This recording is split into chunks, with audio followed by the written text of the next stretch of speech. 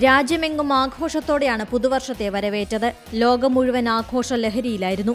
പ്രധാന നഗരങ്ങളിലെല്ലാം പോലീസ് നിയന്ത്രണങ്ങളോടെയാണ് ആഘോഷം നടന്നത്. കേരളത്തിൽ കൊച്ചി, തിരുവനന്തപുരം, കോഴിക്കോട് തുടങ്ങിയ നഗരങ്ങളും ആഘോഷ തിമിർപ്പിലായിരുന്നു. ഫോർട്ട് കൊച്ചിയിലായിരുന്നു പുതുവത്സര പരിപാടികൾ അരങ്ങേറിയത്. രാത്രി 12-ന് പാപ്പാഞ്ഞികളെ കത്തിച്ചായിരുന്നു ആഘോഷം. നഗരങ്ങളിലെ എല്ലാ മാളുകളിലും ബീച്ചുകളിലും പുതുവത്സരത്തെ ആഘോഷമാക്കി.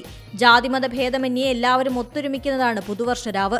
ഒറ്റക്കെട്ടായി നാളെ പ്രകാശപൂരിതമാക്കാനുള്ള ഊർജ്ജവും പ്രചോദനവും 2025 നൽകട്ടെയെന്ന് മുഖ്യമന്ത്രി ആശംസിച്ചു.